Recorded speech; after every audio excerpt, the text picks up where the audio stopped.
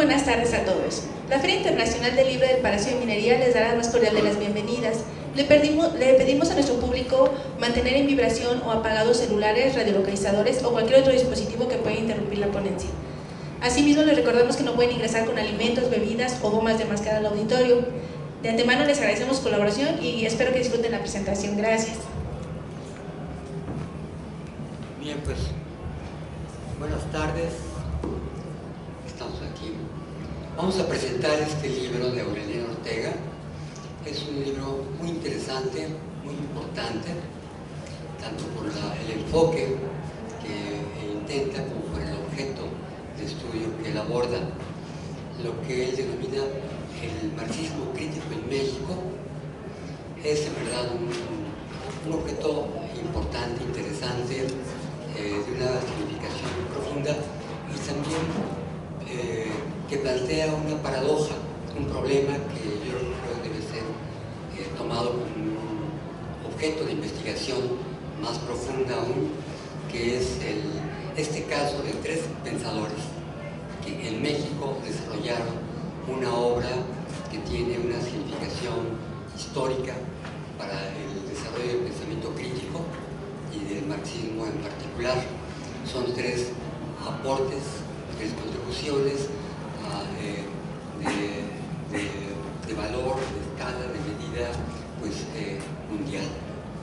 En los tres casos se trata de contribuciones a lo que Aureliano denomina, retomando un término que ya está en uso, el marxismo crítico, y es un marxismo que se desarrolla a partir de la crítica de la visión del marxismo que predominó durante todo el siglo XX y que significa un desarrollo, un llamado a volver a las fuentes, a retomar el pensamiento original de Marx y que dio lugar a frutos en verdad muy importantes. De manera que estos tres personajes son personajes muy entrañables para los que estamos aquí. Fuimos maestros, discípulos, seguidores, lectores o en mi caso también editor de estos autores y de lo cual es un orgullo para nuestra editorial Itaca. Bien, van a comentar este libro también son grandes amigos. En primer lugar, Carlos Oliva. Él ha estado muy presente en publicaciones, en esta edición de la feria, muy activo promotor justamente del pensamiento crítico desde la Facultad de Filosofía y Letras de la UNAM, donde él trabaja como profesor e investigador. Bien, gracias, David. Buenas tardes, muchas gracias por estar aquí, gracias Aureliano por invitarme. Yo tengo un texto breve que quiero leer para no ser disperso, quizá comentar algunas cosas al paso de la lectura. El ser humano es el guardián, el custodio o el cuidador de las mercancías. Él o ella las llevan al mercado y tiene, como dice Marx en el primer capítulo del Capital, la capacidad de ejercer violencia si éstas no quieren ir. No las domina, solo las guarda, las cuida y las custodia para que se intercambien por valor. Su pago es convertirse él mismo o ella misma en una mercancía primus inter pares, la mercancía fuerza de trabajo. Así, en el momento de conducirlas y cristalizar la forma social del valor, que no es otra cosa que el estándar del aprecio y del desprecio, él y ella también se intercambian como valor. Nada puede deshacer este feticio, esto es, nada puede detener este hechizo. Las formas de resistencia deben acontecer en medio de ese mundo encantado. Lo dice José Revueltas, el autor central del libro de Aureliano Ortega, hacia el final de aquella novela ejemplar, El Apando, al describir la situación de los presos, Albino y Polonio, quienes han sido neutralizados con largos tubos de hierro que los crucifican, dice Revueltas, en un diabólico sucederse de mutilaciones del espacio, triángulos, trapecios, paralelas, segmentos oblicuos o perpendiculares, líneas y más líneas, rejas y más rejas, hasta impedir cualquier movimiento de los gladiadores y dejarlos crucificados sobre el esquema monstruoso de esta gigantesca derrota de la libertad a manos de la geografía, de la geometría. Hasta ahí Revueltas. Compuesto por 8 textos sobre marxismo y teoría crítica, el libro, formado por Aureliano Ortega Esquivel, trata de ajustar cuentas con la historia del marxismo en el siglo XX y ante tamaña idea se mete en Honduras. Vamos pues con tiento. En primer lugar, quisiera mencionar las tesis centrales que recorren el texto para posteriormente centrar mi atención en algunas consideraciones sobre el centro de la obra, esto es, el trabajo sobre José Revueltas. Y las voy a puntuar. A. Desde el punto de vista de Aureliano Ortega, el inicio de la teoría crítica en México debe de ser fechado en la obra de José Revueltas. B. La categoría central para comprender y continuar el desarrollo de la filosofía revueltiana es, piensa Aureliano, la dialéctica. C. No se han realizado a la fecha estudios conducentes sobre José Revueltas como teórico y específicamente como filósofo. D. El proceso de desestalinización en el marxismo mexicano partiría de la obra de Adolfo Sánchez Vázquez. Sin embargo, este proceso no impacta realmente a los partidos políticos o a los movimientos sociales derrotados en los años 70. E. La obra de Sánchez Vázquez requiere de forma necesaria su interpretación leninista, su interpretación como leninista, cosa que sostiene Ortega no se ha realizado hasta la actualidad. F. La obra de Bolívar Echeverría ha alcanzado un estatuto de sistema y en ese todo es de relevancia especial la obra temprana del pensador ecuatoriano, específicamente sus lecturas sobre la configuración del discurso crítico dentro del Capital a partir de la obra de Marx. G. Las dos categorías que Ortega mantiene como eje del discurso crítico, yo pensaría provocativamente que a veces las mantiene como tótem y tabú, son las de enajenación y revolución. H. Siguiendo a Revueltas, Aureliano habla de 3 dogmatismos en el comunismo mexicano: el de los militantes comunistas, que termina siendo una inercia del pensamiento; el de los dirigentes comunistas, doblemente mistificado, se convierte en un pensamiento bárbaro; y el dogmatismo del teórico, que organiza los sistemas de la conciencia, pero jamás se puede convertir en un sujeto revolucionario. Y finalmente, I. El marxismo mexicano se divide analítica e históricamente en 4 periodos. El marxismo dogmático, dice Aureliano, es producto casi natural del atraso y la persistente dispersión del movimiento obrero en México, de la falta de organizaciones políticas consecuentemente comunistas o revolucionarias y de una suerte de inconstancia y de baneo teórico doctrinario atribuible a sus líderes e intelectuales orgánicos. Está ahí Aureliano. De ahí parte la idea de Revueltas, que Aureliano repite una y otra vez en la obra, sobre la locura brujular del comunismo mexicano.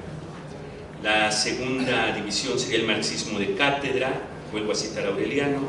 Sus autores separan el potencial analítico que para el conocimiento de la realidad aporta el instrumental teórico conceptual del marxismo, de sus posibilidades y recursos para la transformación revolucionaria del mundo.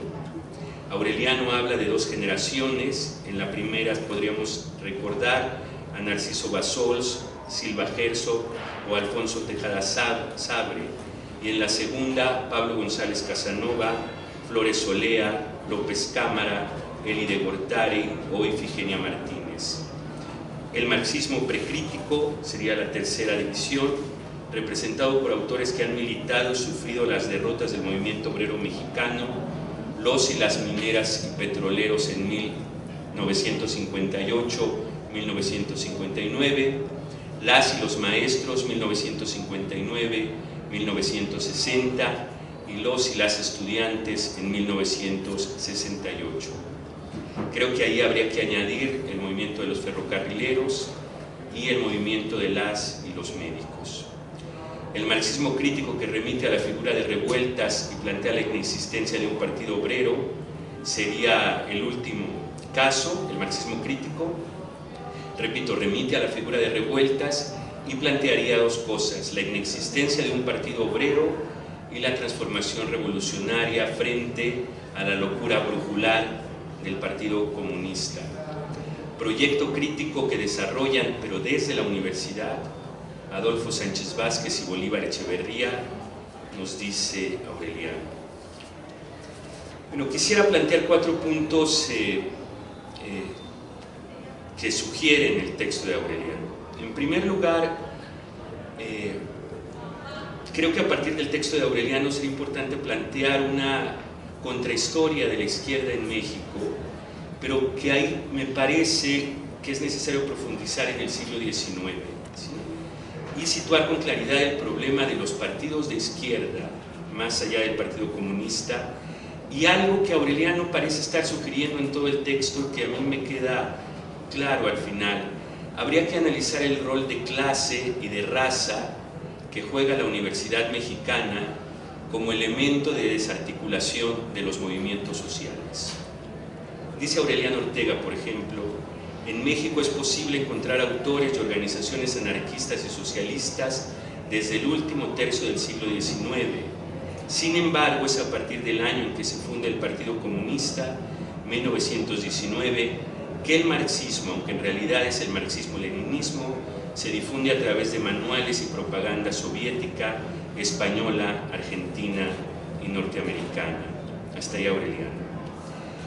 El segundo punto que quisiera rescatar es la importancia que Aureliano le da a la polémica entre Lombardo Toledano y Antonio Caso, que sucede entre 1933 y 1935, y que creo que sería un punto muy importante para entender la historia del fracaso del comunismo en México.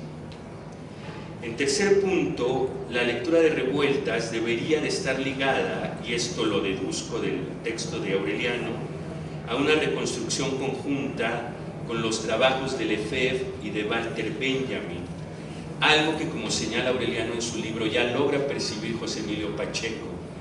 Y creo que aquí habría que añadir a 2 autores que juegan un rol importante: el Revueltas de José Joaquín Blanco y el Revueltas de Carlos Monsiváis. Hay una idea de Revueltas que nos puede mostrar esta especie de sintonía de su pensamiento con Benjamin y con Lefebvre. Cito a Revueltas: la vida siempre retorna sobre sí misma para encontrar nuevas vetas, caminos nuevos, pero esta búsqueda no se hace con medios extraños, ajenos a la vida, sino tomados precisamente de la vida. Hasta aquí Revueltas. El cuarto punto que quisiera plantear, el último, es la recepción de la obra de Revueltas. Yo creo que el paradigma de la recepción sigue teniendo como punto de partida la obra de Bodio Escalante, una literatura de lado moridor.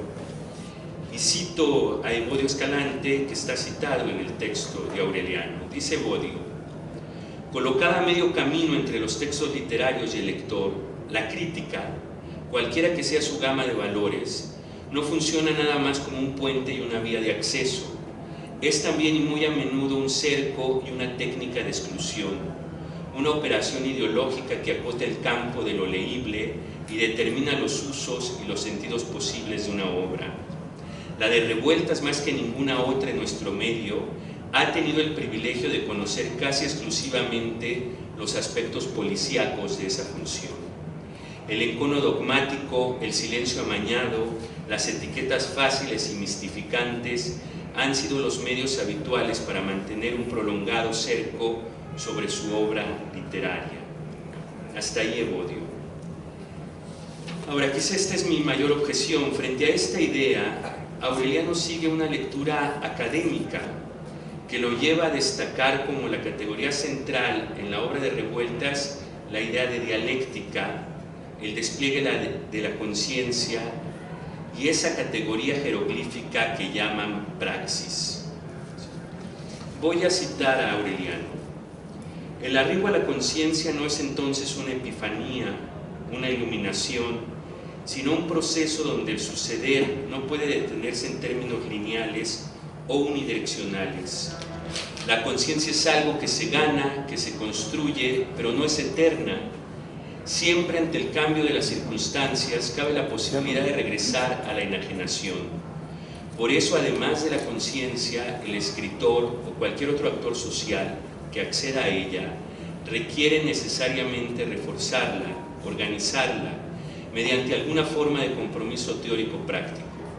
Porque la conciencia, el ser consciente, no es exclusivamente una categoría teórica o nociológica, sino justamente una de las formas en que se efectúa y se prueba la concreción de la praxis. Hasta aquí Aureliano. Frente a esta lectura de Aureliano, yo quisiera oponer la lectura de una dialéctica degradada y escatológica, más que una dialéctica hegeliana. Y es una dialéctica que ya está propuesta en el texto de Bodio Escalante, Una literatura del lado moridor, y que tiene ciertas analogías con un texto que Borges titula La dialéctica fecal en las obras tempranas de Borges. Esto sería interesante hacer un rastreo entre estas similitudes entre Borges y Revueltas y rescatar esta idea de una dialéctica más bien de degradación y no de síntesis hacia lo mejor. A partir de esta idea de Bodio Escalante, hay un autor inglés que, trabajando la obra de Bodio Escalante, ha dicho que la categoría más valiosa de la obra de Revueltas es la de la conciencia alotrópica, ¿sí?, que está mencionada en los textos de Revueltas. Esto es una conciencia que es alos, movimiento, ¿sí?, o sea, un movimiento, un giro de tropos que no propone ninguna síntesis. Y esta conciencia alotrópica está sobre todo en los personajes decadentes y degradados de Revueltas. El ejemplo central es el carajo. Pero es un ejemplo que además está transminado en el cine mexicano y en muchas de las obras donde Revueltas era guionista. Por ejemplo, La Manuela, Alucarda, El Ciego de Buñuel. Esto es, me pregunto si realmente es necesario ir a la obra de Revueltas como filósofo, y si no, más bien la obra filosófica de Revueltas está plenamente desplegada en su obra literaria. Muchas gracias.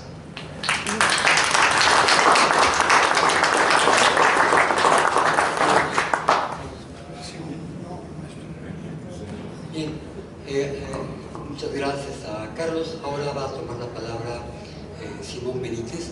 Él es maestro de filosofía, él trabaja y fue estudiante egresado en la Facultad de Filosofía de la Universidad de Guanajuato, fue alumno de Aureliano. Muchas gracias.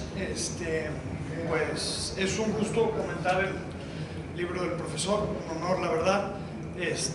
Más que hacer una glosa de los distintos ensayos que el profesor decidió incluir en este volumen que nos entrega hoy, quisiera destacar un poco el sentido global que tiene el examen de estos tres autores, por lo menos como yo lo presento, para quienes, a diferencia de quienes me acompañan aquí, no nos tocó gravitar nuestra formación en torno a estos personajes, ¿verdad? Y que solo nos queda pues la obra un poco unilateral, y siento yo de cierta forma el texto que nos entrega el profesor aquí es un encuadre histórico concreto también de la obra de estos autores, ¿verdad? Justamente a través del retrato de la relación polémica que ellos establecen, no solo frente al discurso dominante, frente al discurso capitalista, pero de manera muy especial y muy importante al interior mismo de la tradición en la que se encuentra, ¿no?, dentro del marxismo. En este sentido, el lector, en la primera parte dedicada a José Revueltas, va a encontrar justamente esta relación polémica a través de la exposición que hace Aureliano Ortega de la relación que él tiene con la izquierda, ¿verdad?, y con el Partido Comunista Mexicano en específico, ¿verdad? Ahí exposición que se hace de revueltas se echa a andar a partir de una hipótesis del autor en referencia a la obra filosófica de Revueltas. Dice Aureliano: en contraste con la atención que ha tenido la obra literaria de Revueltas, la obra filosófica es ignorada, rechazada, de cierto modo ninguneada, y el profesor presenta una hipótesis ahí que justamente explica esta situación en cuanto a la relación conflictiva y a veces incluso contradictoria que Revueltas mantiene con la izquierda de su tiempo, ¿verdad? Una suerte de apestado se hizo de Revueltas en la izquierda mexicana de su época, y podríamos preguntarnos qué es lo que apesta en Revueltas, y el texto de Aureliano nos da unas pistas muy claras de ello, y justamente su uso y su reivindicación de la dialéctica como nota característica del discurso revolucionario, ¿verdad? Entonces creo esto en el ámbito del comentario a la obra de Revueltas pone énfasis justamente en esta relación polémica que el marxismo tiene con el discurso dominante, y de manera muy especial, como digo, con el propio marxismo, ¿no? Justamente vamos a tener aquí, para quienes a lo mejor no conocíamos tanto la obra de Revueltas, como fue mi caso, como es mi caso, las distintas impugnaciones que tiene Revueltas frente al Partido Comunista, frente a la línea soviética que mantiene el Partido Comunista Mexicano, y en donde les reclama la necesidad de una reflexión libre y heterodoxa del marxismo, ¿verdad?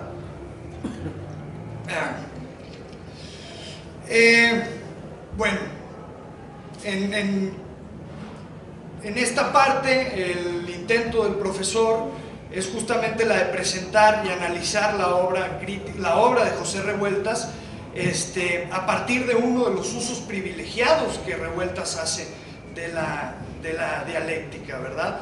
La crítica a este dogmatismo estalinista, al proceso de desestalinización que, como dice Oliva, empieza con Revueltas, y es importante también reivindicar ese aspecto de esta obra que está poniendo énfasis sobre el lugar y sobre el papel que tiene Revueltas en este proceso de crítica al dogmatismo soviético en México, y reivindicando el lugar que tiene Revueltas en esta lucha más práctica, más pragmática, menos académica, en contraste, por ejemplo, con la de Sánchez Vázquez, en donde ya tenemos una crítica más refinada a incluso los planteamientos epistemológicos del propio marxismo soviético, ¿no? Entonces creo esta es una línea que articula los distintos ensayos que componen este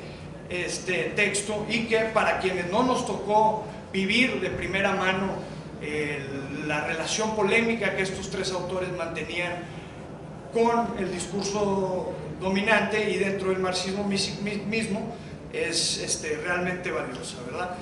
En la segunda parte, en la parte dedicada a Sánchez Vázquez, vamos a tener algo muy similar, pero ya de entrada, a partir de la revisión biográfica que el autor hace sobre la vida de Sánchez Vázquez, nos damos cuenta del tamaño y de la magnitud que tiene la intervención de Sánchez Vázquez en el ámbito del marxismo mexicano y latinoamericano, y sin duda alguna mundial, ¿no? Como digo, a diferencia de José Revueltas, Sánchez Vázquez se desenvuelve dentro de un ámbito universitario, sin que ello excluya la militancia que tuvo, ¿verdad? Pero no cabe duda de que sus aportaciones son fundamentalmente aportaciones teóricas, ¿verdad? En este recuento que hace el autor, lucen los compromisos prácticos y teóricos del autor y militante Sánchez Vázquez, ¿verdad? Desde su colaboración intelectual y militante en la Guerra Civil Española hasta su importante controversia con Luis Althusser y la larga e imponente lista de aportaciones teóricas centrales para el marxismo mexicano que colocan sin duda a Sánchez Vázquez como uno de los pioneros del marxismo crítico, por lo menos dentro del ámbito académico universitario, porque es, creo, importante ese énfasis que se da en torno al papel de José Revueltas como pionero de una actitud crítica e impugnadora frente a un dogmatismo de izquierda que ya estaba muy, muy arraigado por esa época, ¿verdad? Justamente el reconocimiento de Sánchez Vázquez ante las grandes deficiencias teórico-discursivas y ya prácticas, ¿verdad?, ya políticas concretas que empiezan a ser evidentes en esa época del marxismo dogmatizado y oficializado que conocemos como el de Amat, nos muestran de una manera muy viva, porque hay que decirlo, la exposición que hace el profesor en este libro está rebosa de historia, ¿verdad? Es muy, muy útil para quienes no nos tocó vivir de primera mano eso, tener estos datos en un texto como este, ¿no? Aquí Aureliano Ortega, en torno a la discusión de la filosofía de la praxis de Sánchez Vázquez, creo nos muestra justamente ese filón crítico del original modo de proceder y de ejercer el marxismo de Sánchez Vázquez, ¿no? Aquel que ante todo se pone a discusión a sí mismo, aquel que para ejercer la crítica empieza por discutir sus propios postulados epistemológicos, sus aspiraciones y objetivos políticos y sus imperativos éticos, ¿no? Y entonces creo que es justamente a partir de esta discusión desde donde se echa a andar una de las críticas más importantes que el marxismo hace en esos tiempos, ¿no? Aquella que podemos llamar como el proceso de renovación no dogmática del marxismo, ¿verdad? Proceso al que Sánchez Vázquez contribuye de manera central dentro de la academia y al que José Revueltas lo hace fuera, ¿verdad?, en la calle, en la impugnación y la acción política más inmediata, más directa, ¿no? Por último tenemos la sección dedicada a Bolívar Echeverría. Tal vez de los tres autores aquí abordados, el que menos directa o menos explícitamente ejerce esta condición de polémica del marxismo, aunque sin dudas está, definitivamente está, pero en el que Aureliano dice más bien se trata ya de un relevo y de un complemento a una primera forma del marxismo crítico. Se me hace muy interesante, no creo que hubiese otra forma de haber escogido la exposición de estos autores, pero la trayectoria que recorre el lector en este libro, que parte de Revueltas, pasa por Sánchez Vázquez y termina con Bolívar Echeverría, creo que nos da una buena imagen del modo en el que el marxismo se terminó liberando de esas garras tan ceñidas como fueron las del dogmatismo soviético, ¿verdad? En esta parte sobre Bolívar Echeverría, el énfasis que hace el autor sobre la obra de Echeverría se concentra, después de una revisión de sus principales aportaciones, en un aspecto de Echeverría que es muy, muy significativo y que creo nos habla de justamente el sentido que tiene la obra de Echeverría dentro de este movimiento de renovación crítica del marxismo, que son los trabajos sobre las tesis de Feuerbach que hace Bolívar Echeverría en su juventud, entre el 74 y 80, ¿verdad? Y que justamente se apoyan en la necesidad de establecer un deslinde teórico y político claro, ¿verdad?, frente a los renuevos del discurso teórico burgués y del discurso teórico marxista de la época, ¿verdad? Creo que Aureliano Ortega emprende en este artículo la defensa de ese esfuerzo echeverriano de frente a los renuevos del discurso pretendidamente crítico y anticapitalista, como pueden ser los discursos de la decolonialidad, las epistemologías del sur, etc. En este sentido, el último artículo, el último ensayo que se incluye en este volumen, de cierta forma es un esfuerzo crítico también del autor por hacer valer las armas de la crítica que el marxismo nos da y un poco utilizar el andamiaje conceptual que Echeverría nos ha legado para hacer valer justamente el discurso marxista frente a los renuevos del discurso de izquierda y frente obviamente también al discurso dominante, ¿no?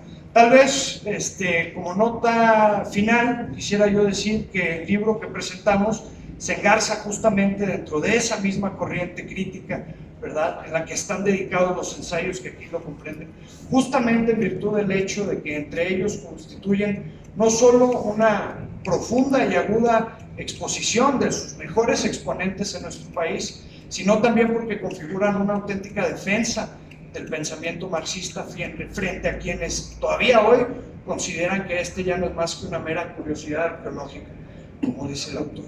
En otras palabras, creo que lo que tenemos aquí es un impulso para refrendar las potencias del pensamiento crítico de la mejor estirpe, ¿no? O por lo menos de lo que yo pienso sería lo mejor, que es el marxismo. En polémica, creo, en directa polémica con quienes o bien aseguran que el marxismo ha perdido una actualidad teórica y política, o quienes de plano se asumirían la capacidad de definir quiénes son los de izquierda, cómo son los de izquierda, ¿no? Entonces, pues yo celebro mucho la publicación del libro para quienes nos estamos formando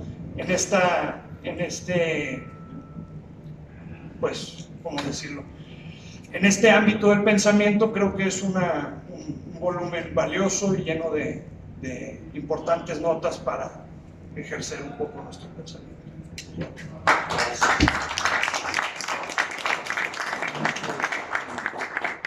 Bien, creo que de los dos comentarios que hemos escuchado queda clara dos méritos importantes del libro, centrales. Uno ya es juntar a estos tres autores, estos tres pensadores, estos tres marxistas. Son tres versiones de lo que es el marxismo, y que, esto nos convoca, nos propone, nos reta a pensar entonces este fenómeno al que yo quería apuntar al principio, que significa cómo es posible que en México, en nuestro país, se haya desarrollado este pensamiento crítico. Son tres casos, tres propuestas de lo que es el marxismo, y que la tarea concreta a la que nos convocaría sería a ver la relación entre estos tres pensadores, que tienen que ver uno con el otro. La propuesta de Sánchez Vázquez de que el marxismo es una filosofía de la praxis, la propuesta de Bolívar Echeverría de que el marxismo es un discurso crítico. Son dos conceptos que resumen, sintetizan todo el sentido de toda la obra de cada uno de estos autores.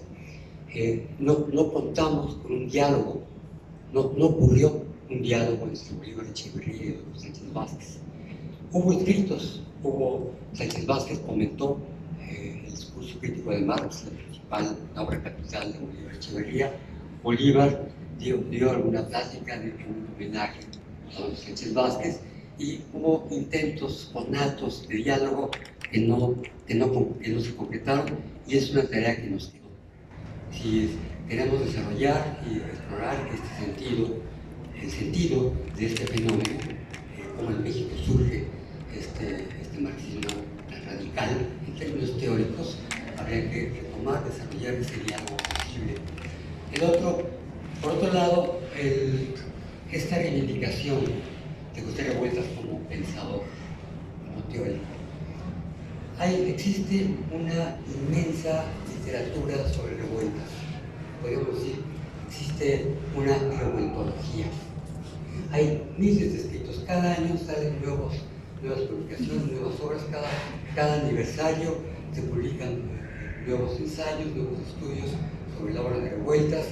Y sin embargo, por este fenómeno que señalado, este ninguneo, este menosprecio, esta dificultad para reconocer, para valorar revueltas, y por otro lado, paradójicamente, este gran esfuerzo es una reivindicación, una valoración de hecho. ¿En qué estriba la dificultad? En que Revueltas intentó pensar, pero él no tenía propiamente una formación de pensador, no era un teórico. Es un escritor, es un literato, y lo que él maneja como dialéctica en su obra no va a ser lo mismo que podrían entender Sánchez Vázquez o Bolívar Echeverría. La dialéctica en Revueltas es más una figura literaria, digamos, ¿no? De un concepto teórico propiamente. Revueltas, sin embargo, no se puede dejar de lado que fue un crítico muy importante y que está diciéndonos algo y que tenemos una gran dificultad para acceder a este mensaje. Bien, poner a Revueltas junto con Bolívar Echeverría y Sánchez Vázquez nos encamina, nos orienta a retomar este mensaje de Revueltas, ¿no? Es un gran mérito de este libro el extenso comentario que hace Aureliano de la dialéctica de la conciencia, la principal obra teórica de Revueltas, a la que entre tanto autor, tanto comentarista, pues que yo sepa, nadie ha entrado a comentar, a analizar, a glosar este extenso ensayo, este difícil, arduo, contradictorio, paradójico ensayo, que fue, para Revueltas este fue su legado, su sugerencia teórica, fue su propuesta final, es la conclusión a la que llega una reflexión de toda su vida, toda su obra y toda su experiencia como militante y como crítico. Bien, Aureliano entonces se agarró todo por los cuernos y nos entrega este comentario, y es todo un desafío. Aureliano ahora. Muy bien, gracias. Bueno, yo agradezco a los comentaristas, primero el hecho que se hayan atrevido a leer la obra completa, y después a que se hayan atrevido a plantear algunos elementos que en efecto están ahí. Vamos, la disección casi de cirujano que hace Carlos, pues bueno, da cuenta de la larga trayectoria de crítico que tiene, y sobre todo esa habilidad por encontrar esos pequeños nudos que a veces hay en las obras y que a veces el lector ni siquiera va a reparar, el autor ni siquiera en ellos, lo cual siempre es de agradecer. Claro, con respecto a la presentación de Simón y de David, pues señalar, gracias por sus aportaciones. A ver, ¿qué tendría yo que decir acerca de esto? Bueno, con respecto a la lectura de Carlos, creo que hay dos aspectos que... No, hay muchos aspectos que tendrían que ser parte de una agenda para discutir, más que para en este mismo espacio resolver nada, porque son realmente huesos duros de roer, como escribió Evolia acerca de la obra de Revueltas, ¿no? Es un hueso duro de roer. Tenía razón entonces y sigue teniendo razón ahora, porque en efecto la obra de Revueltas en particular es terriblemente difícil de leer, no en el sentido de que no podamos entender qué mensaje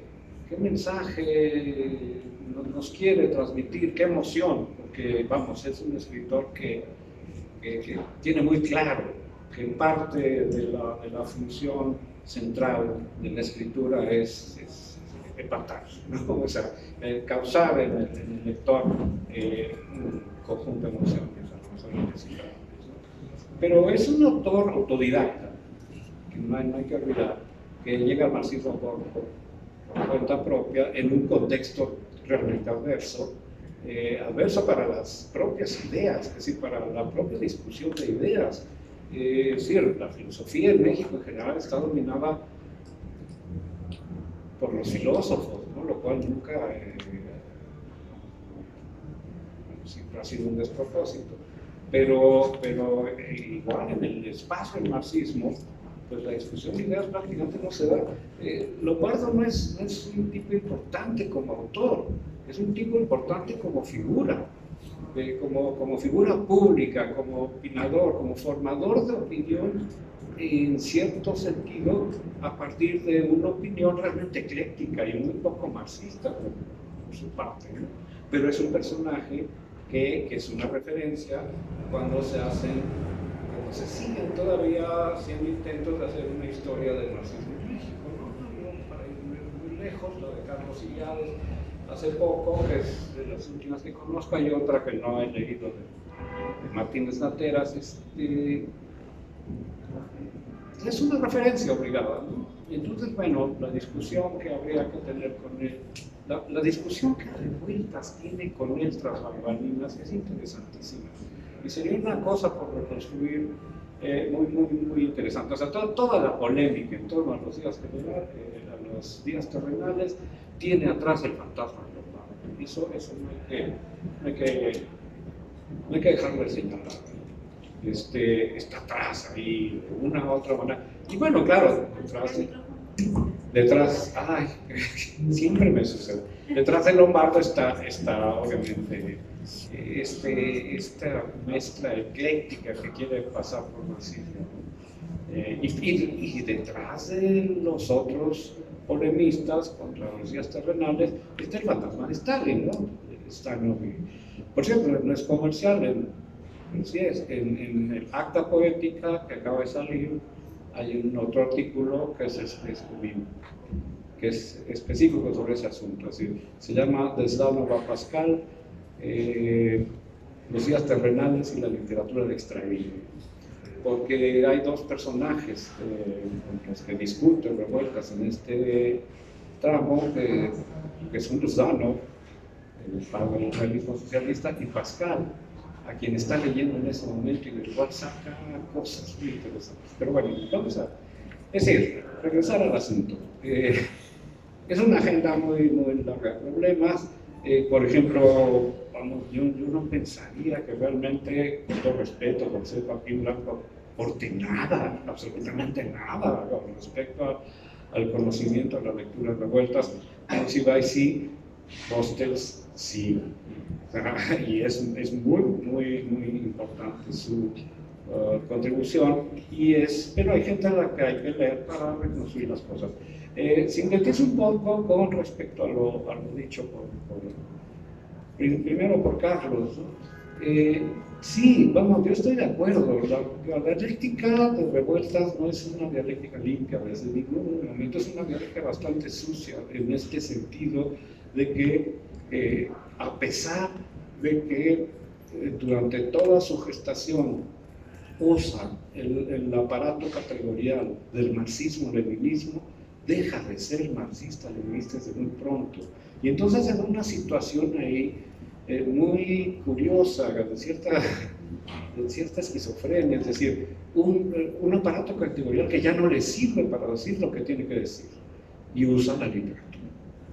Entonces usa la literatura, y la literatura, sí, está llena, está atravesada, es una lectura de la dialéctica sucia, en efecto, difusa, dispersa, le llamo yo, en algún lugar, y que es absolutamente peculiar, muy radical también, y peculiar. Y otro asunto sobre el que hay que recoger también el guante es esta convergencia con Lefebvre y con Benjamin. En efecto, o sea, con la relación con Benjamin cada vez, con Simón llevamos un seminario de lectura de este tipo de cosas, nos sorprendemos de las cercanías que hay en muchos aspectos, ¿no? En fin, son puntos para una discusión que espero que llevemos adelante. Pero igual, los otros artículos quizás sean menos polémicos, pero son más expositivos. Es una biografía de Sánchez Vázquez que me pidieron una revista española y que escribimos como biógrafo. El otro artículo sí es más polémico. Ya, por cierto, ayer recibí una llamada de que, oye, yo no estoy ahí, tenía que haber estado. No figuro en tu libro. Bueno, pues tampoco figura Dios Padre. Sí, siempre va a pasar, ¿no? Sí, pero bueno, ya causó ciertas polémicas, ¿no? Este artículo, sobre todo sobre Althusser y Sánchez. Y sobre Bolívar también es una cuestión muy expositiva. Uno de ellos también fue sobre pedido. El otro fue una conferencia que di en Morelos, que después recuperé, en donde pongo el acento en esto, ¿no? El primer Bolívar Echeverría, que es sobre el que no se regresa, se me hace fundamental. Se me hace fundamental, díganlo, resumiendo los cursos que yo tomé con él, ¿no? Y que fue preparando casi sobre las rodillas, ¿sí?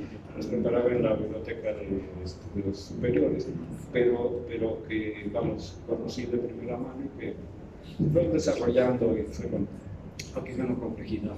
Pero vamos, que podríamos decir, fui en parte testigo de esa prestación y lo consigno. Bueno, por último, ya dos cosas más.